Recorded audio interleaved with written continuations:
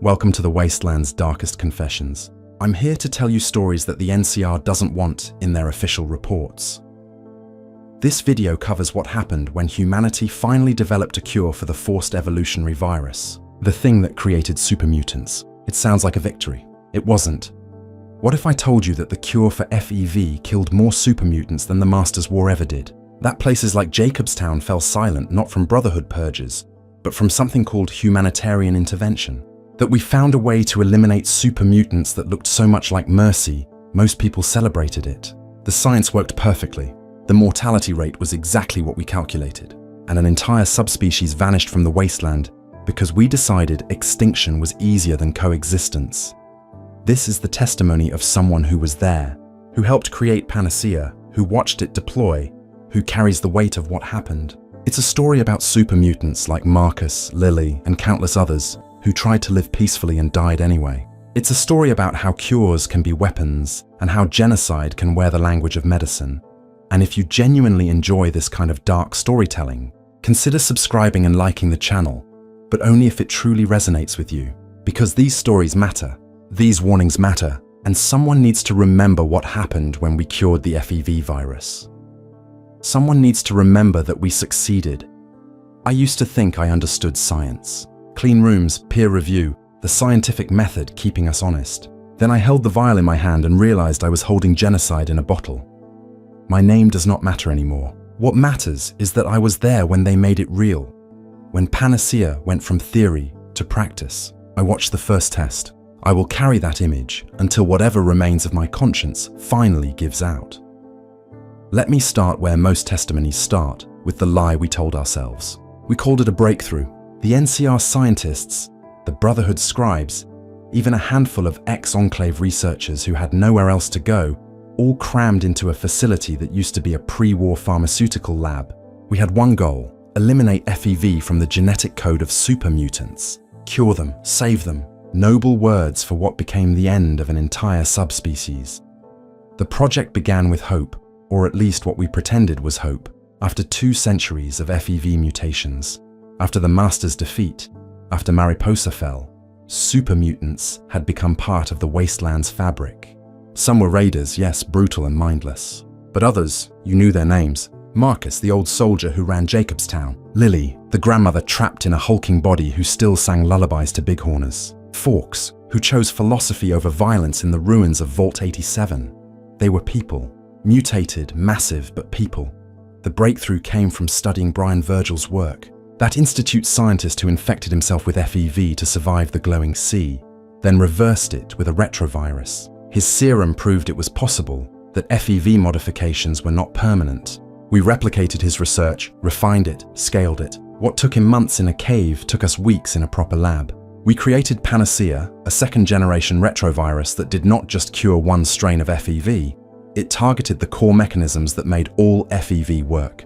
I remember the day we succeeded with the first viable batch. Champagne corks popped. Someone played old-world music through a salvaged speaker. We thought we were heroes. The first subject was a volunteer. His name was Brick, and he was second-generation Mariposa strain, created sometime after the Master fell when the Enclave dug up the old base. Brick was not smart, but he understood enough to know he was different, that humans feared him. When we explained that Panacea could make him human again, he nodded slowly and said, "I remember my mother's face sometimes. I want to remember it better." We administered the serum at dawn. The process was supposed to take 72 hours, just like Virgil's transformation. We strapped Brick to a reinforced medical bed because we did not know if there would be convulsions, pain, rejection. We monitored every vital sign. The first 6 hours showed promise. His skin tone began to shift from olive green towards something closer to human flesh. Muscle mass decreased slightly. We took notes, measured everything, convinced ourselves it was working. Then Brick started screaming.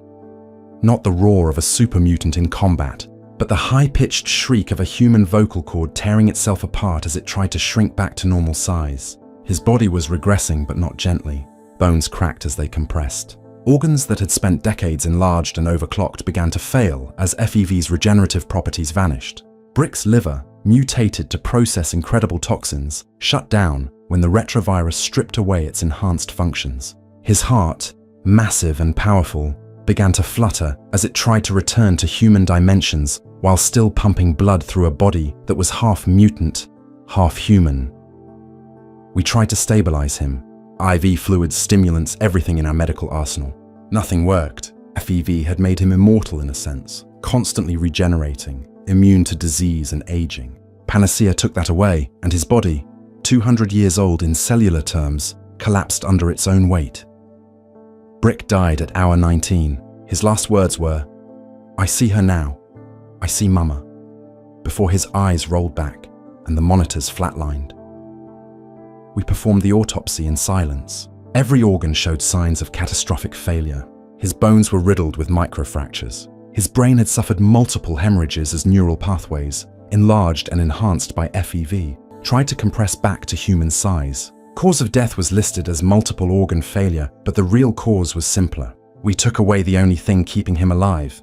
You would think we would stop then, but we did not. We told ourselves Brick was an outlier, that second-generation mutants were too damaged by radiation exposure before their transformation. We refined the formula, added stabilizers, planned for a slower regression. The second subject was a Nightkin named Davison. You might remember him from Repcon, the one who talked to the Brahmin skull he called Antler. Schizophrenia from Stealth Boy abuse had broken his mind, but underneath the madness, he was first generation, created by the master himself from Vault-Tec. His genetic code should have been cleaner, purer.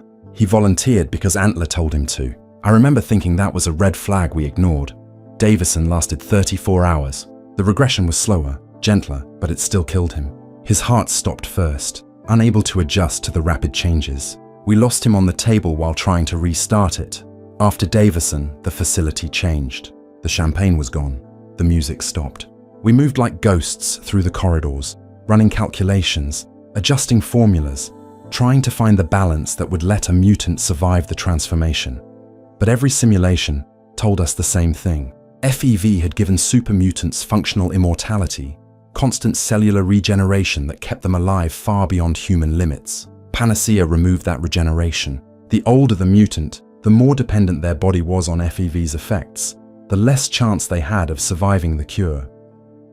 Still, we kept working. Orders came from above, from the NCR Senate, from the Brotherhood's high elders, from military commanders who saw super mutants as threats that needed eliminating. They called it humanitarian intervention, a chance to restore super mutants to their true forms.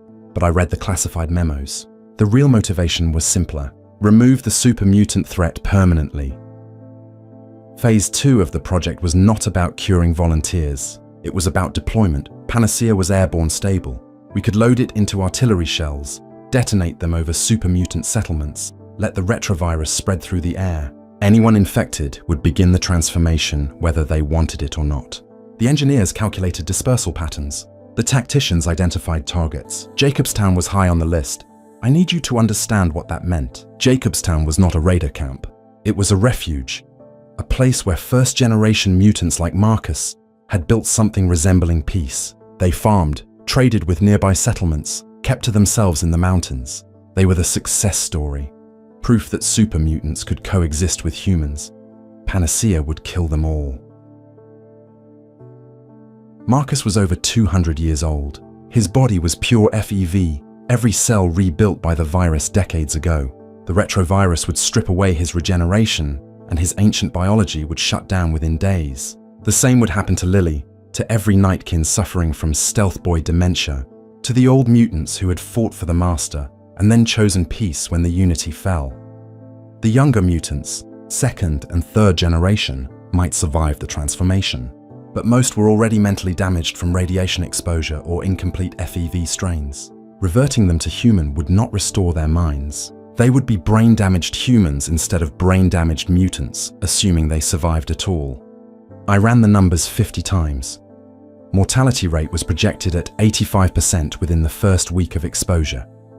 Of the 15% who survived, most would suffer permanent organ damage, neurological impairment, reduced lifespan.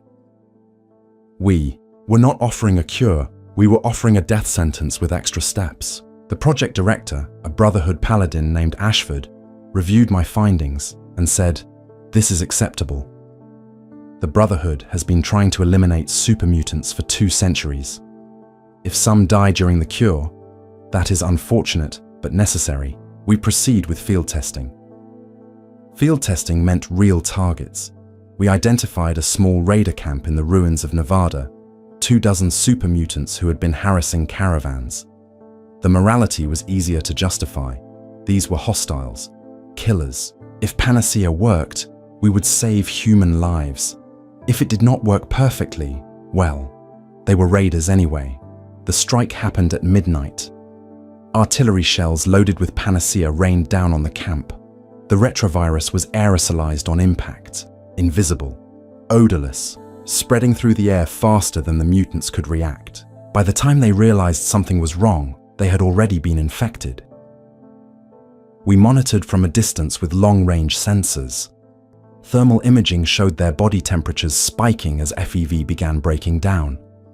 Vital signs fluctuated. One by one, the signatures vanished. The cleanup team went in at dawn. They found 23 bodies in various stages of transformation. Some had regressed partially, skin pale, muscles atrophied, eyes still open in final moments of agony. Others had barely changed at all before their systems failed. None survived.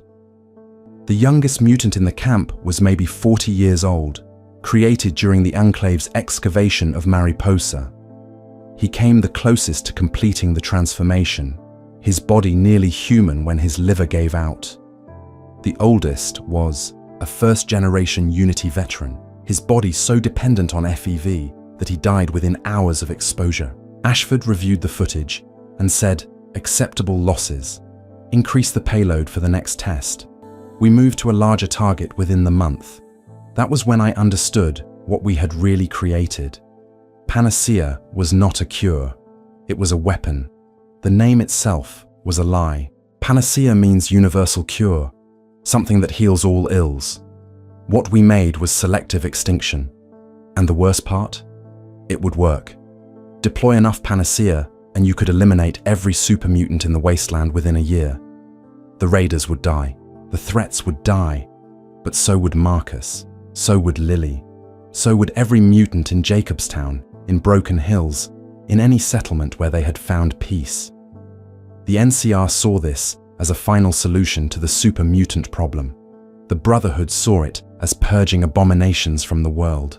Even some wastelanders, people who had lost family to mutant raids, they would celebrate when Panacea deployed. But there were mutants who had saved human lives. Fawkes had sacrificed himself to enter the irradiated chamber at Project Purity, when no human could survive. Marcus had founded communities where species coexisted.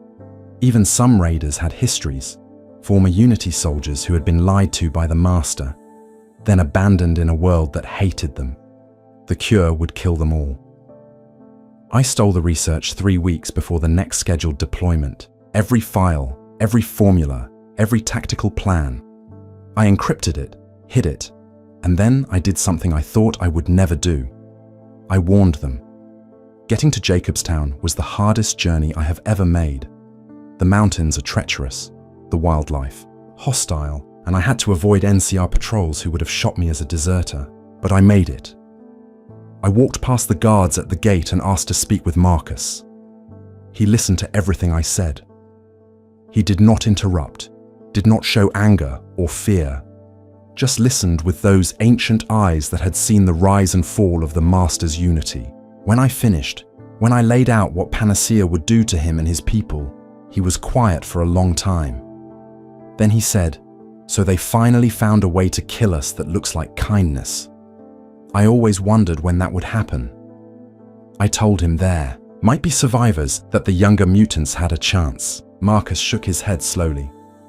"You're lying to yourself, or maybe lying to me to make yourself feel better. Either way, we both know what Panacea really is." He asked me if there was time to evacuate, to move deeper into the mountains, beyond the range of whatever deployment they were planning. I told him maybe, but that Panacea would spread. If the NCR and Brotherhood wanted super mutants gone, they would keep deploying it until every settlement fell. Marcus looked out over Jacobstown, at the bighorn pens, at the mutants tending crops, at Lily singing to herself near the lodge. He said, "Then I suppose we wait and hope your conscience costs them enough time that some of us can run. But running only delays it, does not it? You said yourself, there is no cure." And when I asked what he meant, he smiled, a gesture that looked wrong on a super mutant face, but somehow sad and human all at once. "Panacea is not a cure for us," he said.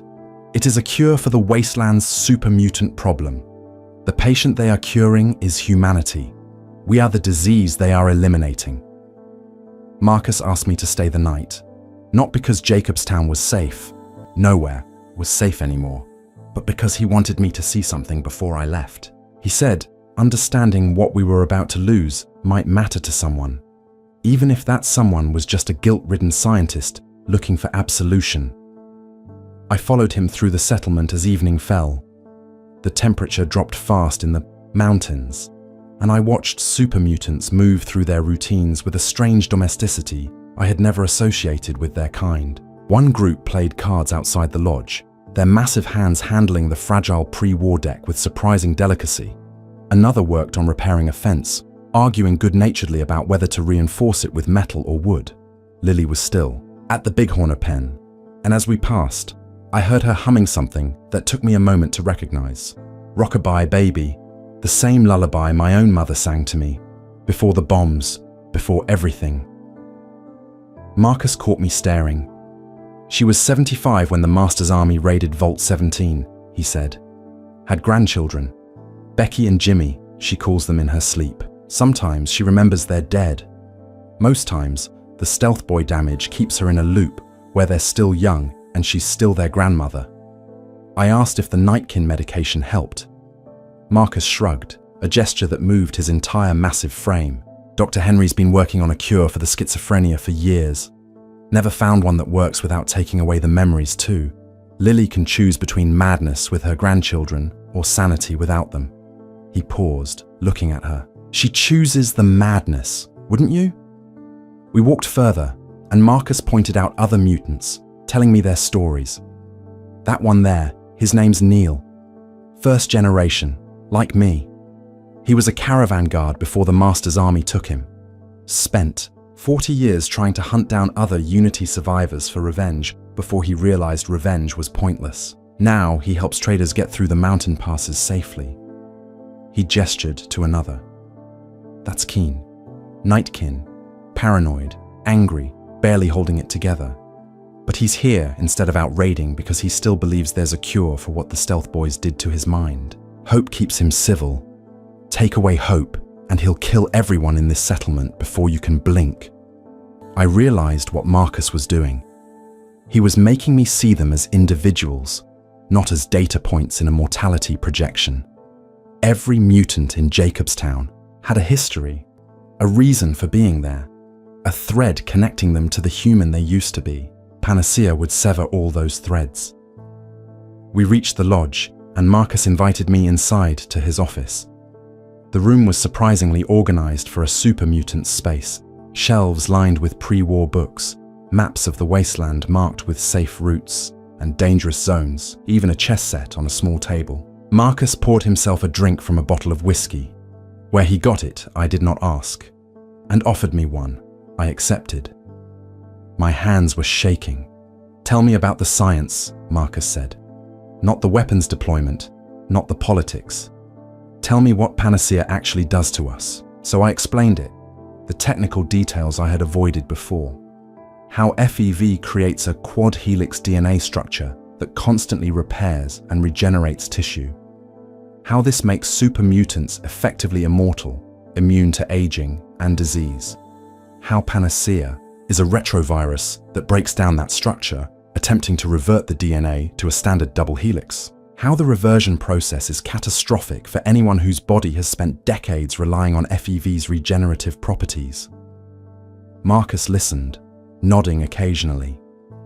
When I finished, he said, "So we don't die from the cure. We die from suddenly being mortal again after 200 years of being functionally immortal. Our bodies can't handle it." "Exactly," I said. "For younger mutants, second or third generation, there's a chance. Their bodies haven't fully adapted to FEV immortality yet. But for first-generation mutants like you, mutants created by the Master himself, the mortality rate is nearly 100%. Your biology is too changed. Remove FEV and everything collapses. Marcus took a long drink. So the Master was wrong about Unity creating a perfect race. But he was right that we can't go back. We're stuck as what we are. I started to respond, but he raised a hand. Let me tell you something about the Unity. About what Richard Gray really wanted. People think the Master was evil, a mad scientist playing God. Maybe he was. But I was there. I believed in him, and I can tell you what drove him. He saw the Great War and understood that humanity's differences, race, nationality, ideology, led to nuclear annihilation. So he thought, what if we eliminate the differences? Make everyone the same, physically equal. No more reasons for petty conflicts. That was Unity. One race, one people, no more war. He paused. The problem was we couldn't reproduce. Scribe Vree proved it. The Vault Dweller used it to break the Master. And when Gray understood his perfect race was sterile, he killed himself. The Unity collapsed because its foundation was flawed. We were an evolutionary dead end, biologically speaking. Marcus looked at me directly. So here's the question that's haunted me for 2 centuries. If we can't reproduce naturally, and now you've created something that kills us if we try to become human again, what are we? A mistake that should be erased? I did not have an answer. Marcus did not seem to expect one. He continued. After the Master died, after the Vault Dweller destroyed Mariposa, the Unity scattered. Some mutants couldn't handle the truth and went feral, became the raiders you see attacking settlements. Others tried to integrate, to find a place in the world alongside humans. I founded Broken Hills with a Brotherhood paladin named Jacob. We proved it could work, mutants and humans living together. Then Broken Hills fell apart for complicated reasons, and I came here, to Jacobstown, to try again. He gestured around the office. This is what super mutants can be when we choose peace, and Panacea will erase it. I told him I was sorry, knowing how inadequate the words were. Marcus laughed, a deep rumbling sound. Don't apologize to me. You're the one who has to live with what comes next. I'm just a 200-year-old mutant waiting to die. I've made my peace with mortality. Have you made peace with genocide? The word hit me like a physical blow.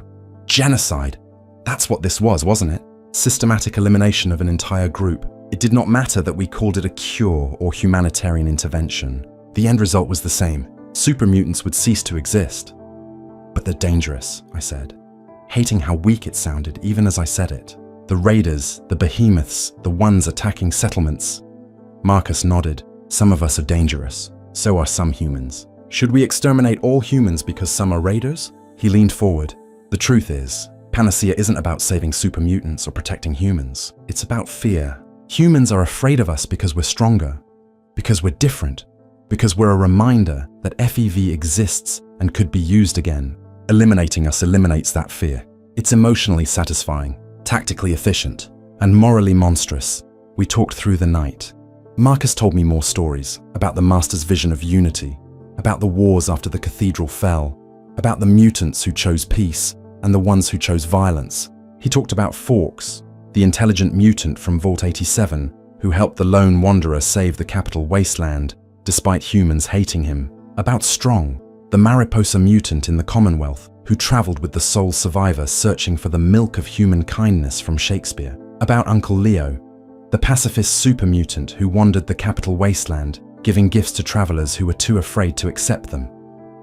All of them, Marcus said, are proof we can be more than what FEV made us. And all of them will die if Panacea spreads. The intelligent ones, the peaceful ones, the ones who tried to be better. They'll die alongside the raiders and behemoths, because your cure doesn't discriminate. It just kills.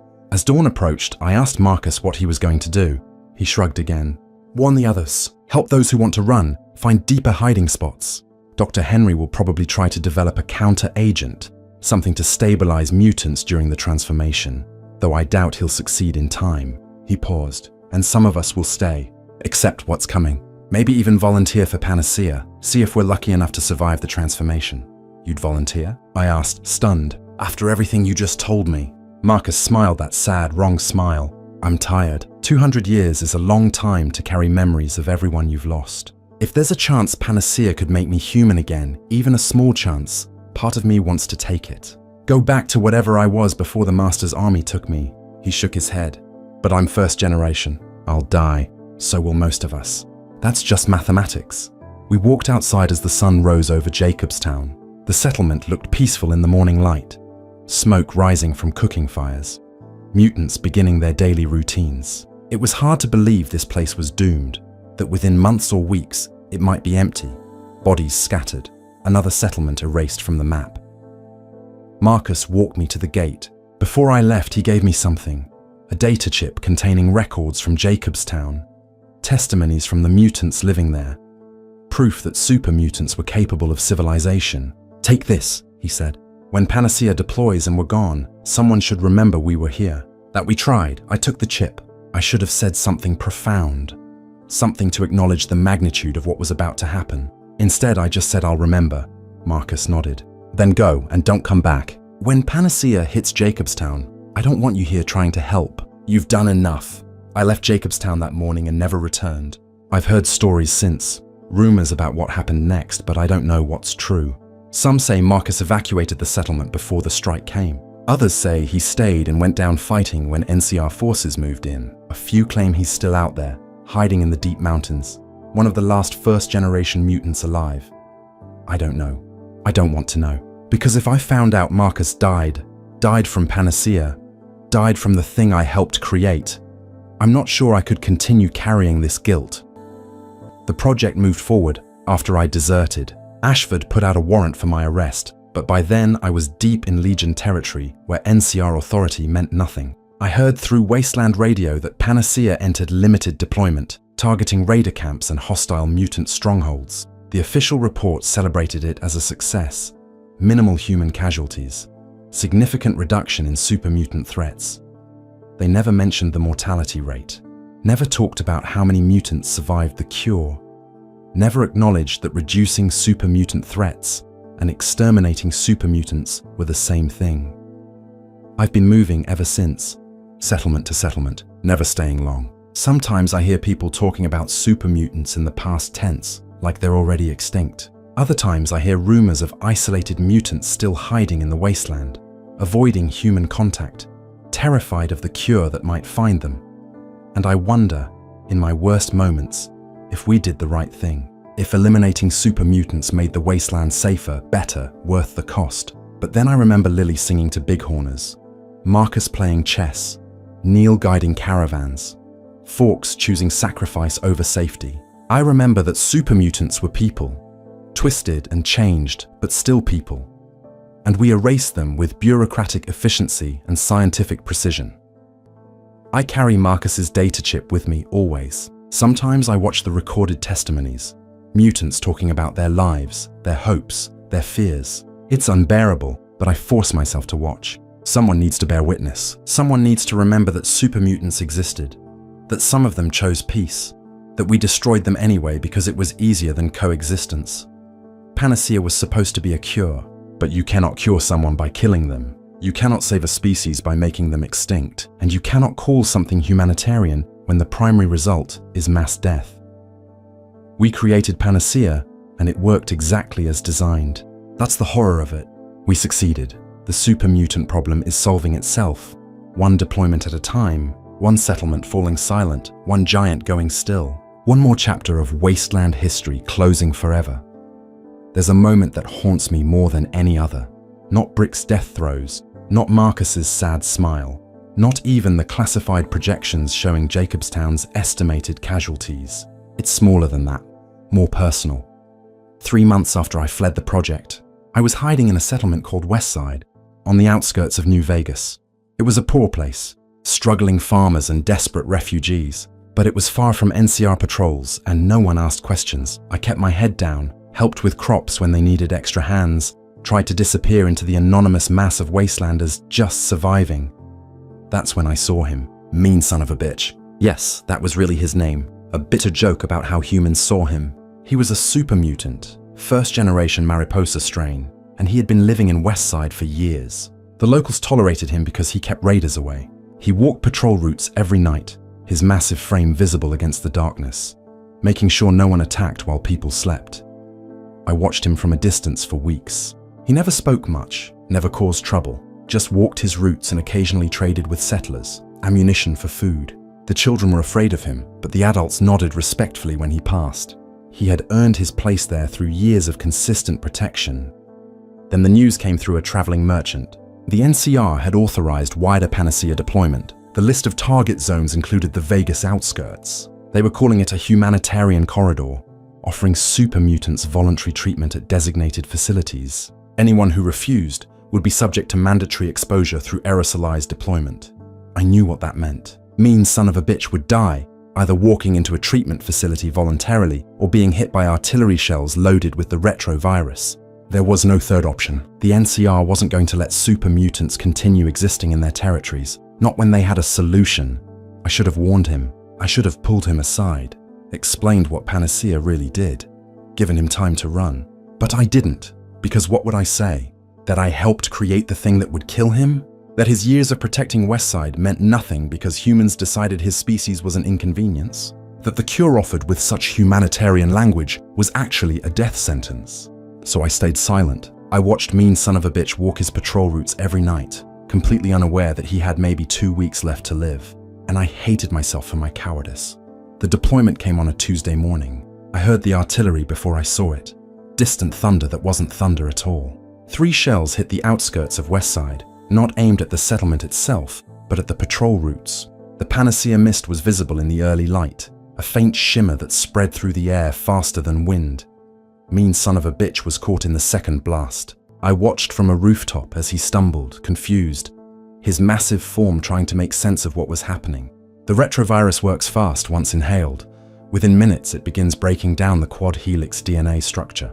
He would have felt it immediately, a burning sensation in his lungs, his skin starting to tingle as cells began their catastrophic regression.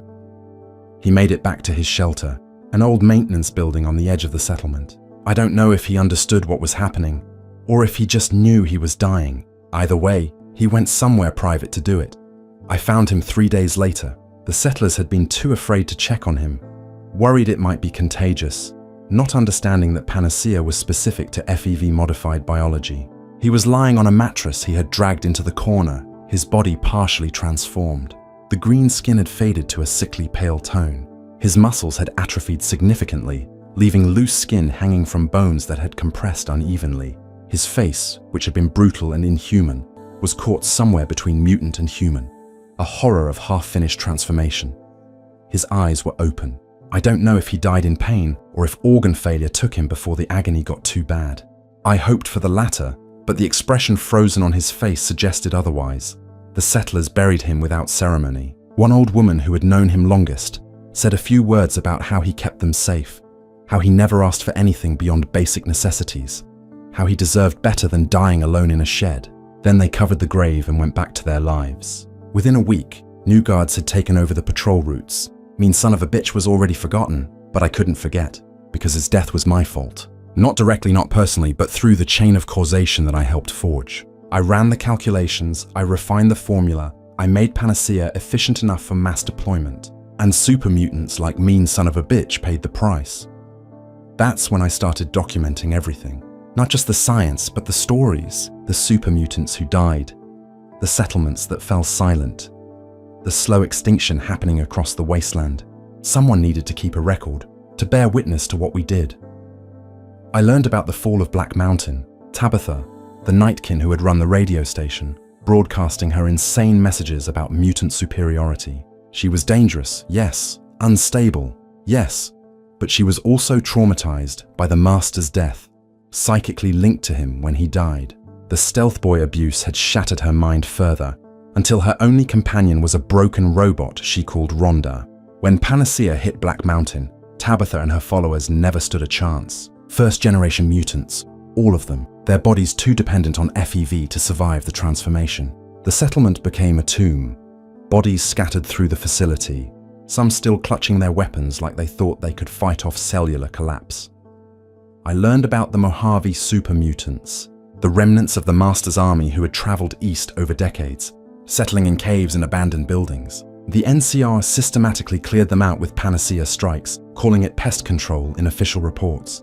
Most were raiders, violent and dangerous, but some were just trying to survive. avoiding human contact, no threat to anyone. They died the same way, gasping as their organs failed, their ancient bodies unable to handle mortality after 2 centuries of FEV-granted immortality. I learned about the Commonwealth, where the Institute had been creating super mutants through their own FEV experiments. When word of Panacea reached the East Coast, the Brotherhood of Steel immediately began developing their own version. They called it Project Purity, which was a sick joke considering that was the name of the water purification project Fawkes had helped save. The Brotherhood's version was cruder, less refined, but just as lethal. They deployed it across the Commonwealth, targeting every super mutant stronghold they could find. Strong, the philosophical mutant who had traveled with the sole survivor, searching for the milk of human kindness, was reportedly killed in the initial deployment. He died still not understanding the metaphor, still believing kindness was something tangible he could find and share. I learned about Brian Virgil, the Institute scientist whose work had made all of this possible. When he heard about Panacea, heard that his cure had been weaponized, he tried to send warnings through every communication channel he could access. The Brotherhood ignored him. The Institute had already been destroyed. The NCR didn't care about one scientist's moral objections. Virgil died shortly after, not from Panacea, but from suicide. He left a note that read, "I created the cure to save myself, and you turned it into genocide. I can't live with that. I won't." At least he had the courage to face what he had done. I've been too cowardly for that. And I learned about Jacobstown, the settlement I had warned, the place Marcus had tried to save. The reports are conflicting, contradictory, but the general outline is clear. Some mutants evacuated deeper into the mountains before the strike came. Others stayed, either unable to travel or unwilling to abandon their home. The NCR hit Jacobstown with a concentrated Panacea deployment, 3 times the normal payload to ensure complete coverage. Marcus was confirmed dead. First-generation mutant, over 200 years old. His body was found in the Jacobstown Lodge, slumped in his office chair. The NCR recovery team reported that he appeared peaceful, like he had accepted what was coming. I wonder if he was playing chess when it happened, moving pieces on that board I had seen, contemplating strategy even as his cells broke down. Lily's body was never found. Some reports claim she wandered off into the mountains during the final hours, her dementia making her forget what was happening, singing lullabies to imaginary grandchildren as she died alone in the snow. Other reports say she survived, that Nightkin biology handled Panacea differently, that she's still out there somewhere, half transformed, trapped between mutant and human, her mind even more broken than before. I don't know which version is worse, death or a half-life of suffering. Dr. Henry, the Enclave scientist who had been trying to cure Nightkin schizophrenia, he survived. He wasn't a mutant, just a human researcher. The NCR arrested him for aiding super mutants, held him for a few months, then released him when public attention moved to other matters. I tried to contact him once to ask about Jacobstown's final days, but he wouldn't speak to me. His message was brief. "You helped kill them. I tried to save them. We have nothing to discuss." He was right. We had nothing to discuss. If this story has kept you listening this far, and you want more of these dark confessions from the wasteland, hit that subscribe button. It tells me someone out there is still paying attention to warnings like these, because that's what this is, a warning. Not about FEV or super mutants, but about what happens when we decide a problem is easier to eliminate than to solve. The official narrative about Panacea is one of triumph. The NCR publishes reports about reduced super mutant attacks, safer trade routes, settlements that no longer live in fear. The Brotherhood celebrates the purging of FEV abominations, calling it a restoration of humanity's rightful place in the wasteland. Even common wastelanders, people who lost family to super mutant raids, they're grateful. They throw parades in some settlements, celebrating the elimination of the mutant threat. And technically, they're right. Super mutant attacks have decreased dramatically. Not because mutants chose peace, but because there are barely any mutants left. The ones who survive hide, avoiding all human contact, terrified that any exposure might mean Panacea exposure. They've become ghosts, myths, creatures that might exist in distant caves but never venture near civilization. The wasteland is objectively safer for humans. That's what the statistics show. That's what the reports emphasize. That's what people celebrate. And I can't argue with the numbers. Fewer humans die to super mutant violence now. Fewer settlements get raided. Fewer caravans disappear. If you measure success by human casualties prevented, Panacea is a resounding victory. But I remember Marcus playing chess. I remember Lily singing lullabies. I remember mean son of a bitch walking patrol routes to keep children safe. I remember that super mutants were people. That some of them chose peace. That they deserved a chance at life. And I know what we did. We committed genocide and called it a cure. We exterminated a species and called it humanitarian.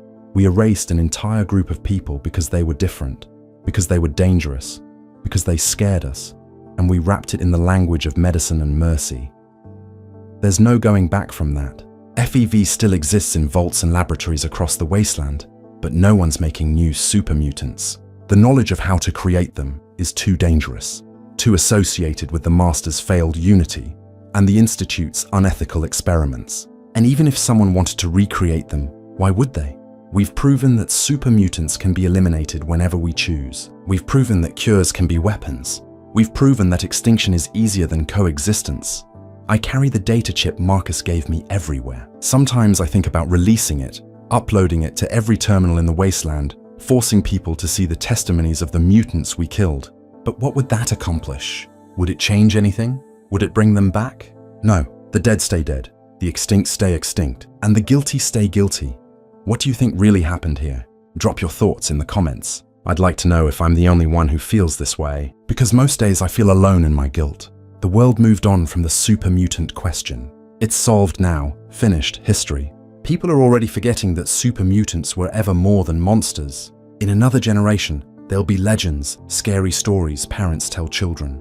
No one will remember Marcus or Lily or Forks. No one will remember that some of them tried to be better than what they were made to be. No one except me. And I'm not going to live forever. So I'm leaving this testimony, this confession, this warning. I'm leaving it for whoever finds it, whoever listens, whoever might care that once there were super mutants in the wasteland, and we chose to make them extinct. The last super mutant I ever saw was in a place I won't name, at a time I can't specify. Security, you understand. There are still people looking for me, still warrants active in NCR territory, still Brotherhood patrols that would execute me on sight for desertion and treason. But this moment, this final encounter, it deserves to be recorded, even if I have to obscure the details. It was a settlement on the edge of civilized territory, one of those places where the wasteland's rules still apply, and NCR authority is more theoretical than actual. I had been working there for months under a false name, repairing water purifiers and doing basic maintenance work. Simple labor, honest pay, no questions asked. Exactly what I needed. The super mutant came at night. He didn't attack, didn't raid, just walked up to the settlement's gate and stood there waiting. The guards were about to open fire when he raised his hands and spoke. His voice was rough, damaged, but intelligible. I need to speak to the scientist, the one who made the cure. I know he's here. They came for me immediately. I tried to deny it, but the mutant had described me, new details about the project that only someone from inside would know. The settlement's leader, a pragmatic woman named Chen, looked at me with new understanding and new contempt. She said, "Talk to him, find out what he wants. Then you both leave my settlement and never come back." So I went to the gate. The mutant was massive. First generation Mariposa strain. His skin the deep olive green that marked the Master's original creations. But he was old, older than Marcus had been, and I could see the signs of decay that even FEV couldn't prevent. Scars that hadn't healed properly, a slight tremor in his left hand, eyes that held the weight of centuries. He had been fighting mortality long before Panacea existed. His name was Lou, not the lieutenant, the Master's second-in-command who died at Mariposa, but another Lou, a common soldier in the Unity who survived the cathedral's fall and spent 200 years wandering the wasteland. He told me he had been looking for me for 8 months, following rumors and whispers, tracking down the scientist who created the weapon that killed his people. I expected anger. I expected violence. I deserved both. But Lou just looked at me with those ancient eyes and said, "I want you to use it on me." I didn't understand at first, he explained. He was dying anyway, slowly. His regeneration failing after too many years and too many injuries. The tremor in his hand was spreading, neurological damage that FEV couldn't repair. His memory was failing, names and faces slipping away, entire decades of his life becoming fog. He was becoming what all super mutants feared, a behemoth, the mindless giant that results when a mutant lives too long and loses everything that made them a person. I would rather die human, Lou said, even if it's just for a few minutes, even if the transformation kills me. I want to die as what I was, not as what the Master made me. I told him I didn't have panacea anymore, that I destroyed my samples when I fled the project. He didn't believe me. He said he had tracked down other researchers, other scientists who worked on the cure, and they all told the same story. But he knew at least one of us kept a sample, kept the formula, kept the ability to create more. He had decided that person was me. He was right.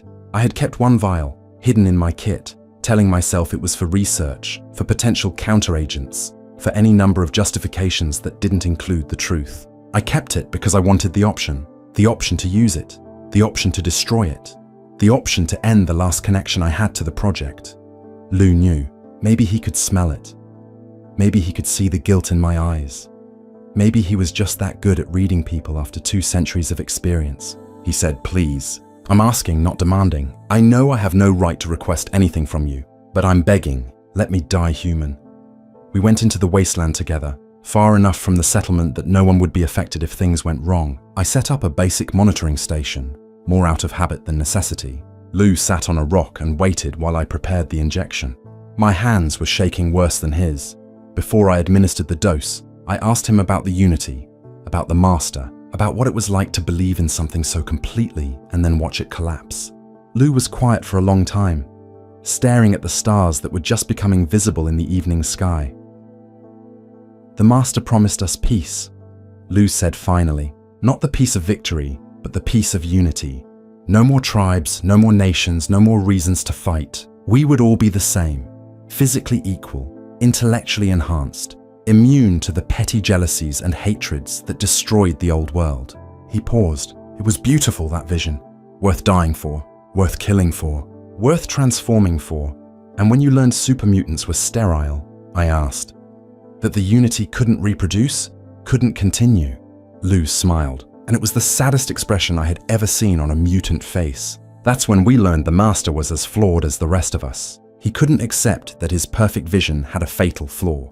So he destroyed himself and the Unity scattered, and we've been paying for his mistake ever since." He looked at me directly. "But at least the Master's mistake came from trying to save humanity. Your mistake came from trying to destroy us. Which one is worse?" I had no answer. I still don't. I gave Lou the injection. The transformation began within minutes, just like it had with Brick, just like it had with every test subject.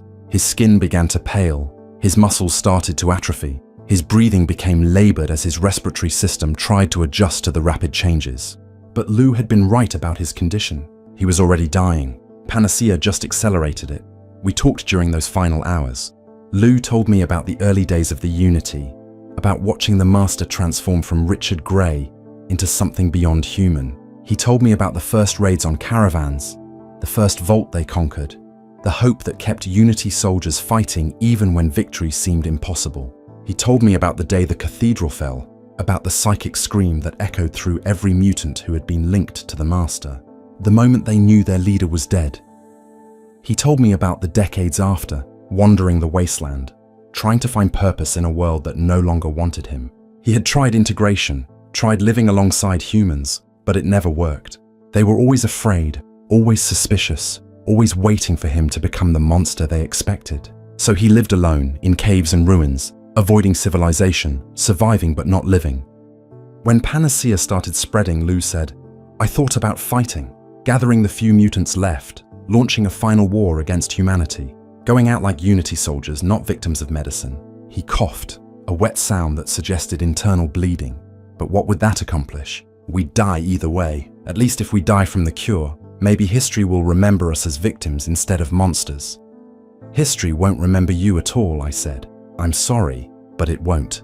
The story of Panacea is already being written, and it's a story of triumph, not tragedy. Super mutants will be footnotes, threats that were eliminated, problems that were solved." Lou nodded slowly.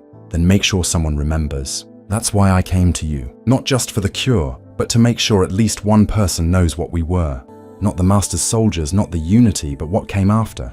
The mutants who tried to live peacefully, who tried to coexist, who died anyway because humans decided we were too dangerous to allow. I promised him I would. It's why I'm recording this now, why I'm leaving this testimony. Because Lou was right. Someone needs to remember. He died 6 hours after the injection. His body had regressed significantly. Muscles atrophied, skin pale, features almost human. His final words were, "I remember now. My name before, it wasn't Lou. It was Luis. Luis Castellano. I had a sister, Maria. I wonder if she survived the war." And then his eyes closed and he was gone. I buried him there in the wasteland, marking the grave with a simple stone. No name, no date, nothing to indicate who was buried there. Just a rock in the dirt, one more forgotten piece of wasteland history. That was 3 years ago. Since then, I haven't seen another super mutant. Not one. The NCR reports that super mutant encounters have dropped to near zero. The Brotherhood has moved on to other threats. Even the settlements on the frontier, places where mutant raids were once common, they report years without incident. Panacea worked. The super mutant problem is solved. The wasteland is safer for humanity. Everything we set out to accomplish has been accomplished. So why do I feel like we lost something irreplaceable? I've spent these 3 years trying to answer that question, trying to understand what we destroyed when we eliminated super mutants. It's not just the individuals, though their loss matters. It's not just the potential for coexistence, though that opportunity is gone forever. It's something deeper, more fundamental. Super mutants represented a challenge to humanity's understanding of itself. They were people who had been transformed into something else, something stronger and more durable, but also different and frightening.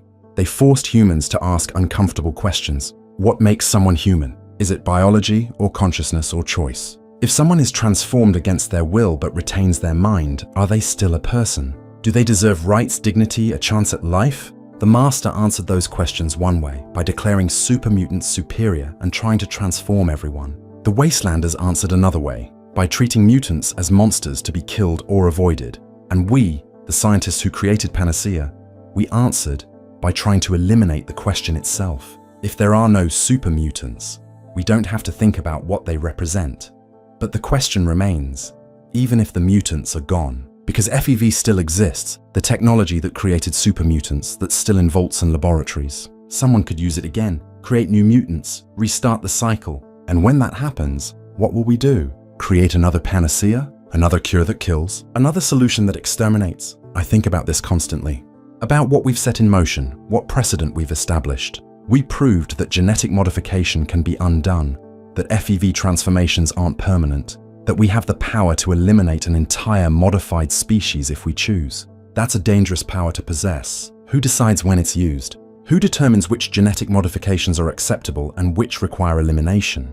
Who draws the line between cure and weapon? If you've ever wondered what choice you would make in a situation like this, tell me in the comments. I'll be reading them, because I made my choice, and I have to live with it. I chose to develop Panacea, to refine it, to make it effective. Then I chose to flee when I understood what I had created. Then I chose to document what happened, to bear witness, to leave this testimony. Were those the right choices? I don't know. I saved my conscience, but not the mutants. I preserved their stories, but not their lives. I remember what happened, but I couldn't prevent it. Sometimes I think about what Marcus said, about how Panacea was a cure for humanity's super mutant problem, not a cure for super mutants themselves. We were the patients, and they were the disease we eliminated. That framing haunts me because it's true. Every decision, every deployment, every celebration of Panacea's success, it was always about making humans feel safer, not about actually helping mutants. The few testimonies I've gathered from survivors, mutants who somehow avoided Panacea exposure, they all say the same thing. They're living in hiding now, in deep caves or remote wilderness, avoiding all human contact. They know that if they're discovered, if anyone reports their location, the cure will come for them. So they hide and wait and slowly die of isolation and despair. That's what we created. Not a cure, but a hunting license. Not salvation, but extinction. Not peace, but the peace of absence. The quiet of the grave. I've considered destroying this testimony 100 times. Burning the recordings, erasing the files, wiping Marcus's data chip clean, and throwing it into the deepest hole I can find. Because what's the point? The super mutants are gone. Telling their story won't bring them back. It won't undo the damage, won't restore the lost communities, won't resurrect Marcus or Lily or Lou or any of the others. But then I remember what Lou asked. Make sure someone remembers, not just what we were before, but what we tried to be after. Make sure someone knows. So I'm leaving this testimony for you, whoever you are, Whenever you find this, maybe you're a wastelander who stumbled across these recordings in some abandoned facility. Maybe you're a historian piecing together what happened during the Panacea deployments. Maybe you're a scientist working on the next breakthrough that might have unintended consequences. Whoever you are, know this. Super mutants existed. They were created by the Forced Evolutionary Virus, transformed from humans into something stronger and more durable but sterile and often less intelligent. The Master tried to unite them into a perfect society and failed because they couldn't reproduce. After the Master fell, some mutants became raiders, but others tried to live peacefully, to coexist with humans, to prove they were more than the monsters people feared. We created Panacea to cure them, to transform them back to human, but the cure killed them instead. First-generation mutants, second-generation mutants, most couldn't survive the transformation. Their bodies were too dependent on FEV's regenerative properties. Remove that and they died, quickly and painfully. We deployed Panacea anyway. We called it humanitarian intervention, offered voluntary treatment, then made it mandatory when most mutants refused. We aerosolized it, loaded it into artillery shells, spread it across every super mutant settlement we could find. And they died. Not in glorious battles, not fighting to the last, but gasping in caves and shelters as their cells broke down and their organs failed. The wasteland is safer now. Human casualties from super mutant attacks have dropped to nearly zero. Trade routes are more secure, settlements sleep easier at night. By every measurable metric, Panacea was a success. But we committed genocide. We exterminated an entire subspecies. We erased them from the wasteland and called it progress. I carry that weight every day. The knowledge that I helped create the thing that destroyed them, that my expertise and calculations made Panacea possible. I tell myself I tried to stop it, that I warned Marcus, that I deserted rather than continue the work. But the truth is simpler and harsher. I helped kill them, all of them. Every super mutant who died from Panacea exposure, who gasped their last breath as their body betrayed them, who reached for a humanity they could never reclaim. They died in part because of me, and I have to live with that. Not happily, not peacefully, but I have to live. Because someone needs to remember. Someone needs to bear witness. Someone needs to tell the story of the super mutants and what we did to them. This is that story. This is my confession. This is my warning. The Forced Evolutionary Virus still exists. Someone might use it again, create new mutants, restart the cycle. And when that happens, we'll have a choice. We can try to coexist, to find ways for modified and unmodified humans to live together. Or we can reach for Panacea, reach for the cure that kills, reach for extinction as a solution. I know which choice we made before. I helped make it. And I've spent every day since wishing I had chosen differently. Learn from my mistake. Learn from what happened to Marcus, to Lily, to Lou, to all the super mutants who tried to live peacefully and died anyway. Learn that cures can be weapons, that medicine can be genocide, that humanitarian language can disguise atrocity. Learn that some problems are harder to solve than to eliminate, and that choosing elimination, choosing extinction, choosing the easy solution, it costs something vital, something human, something we can never get back.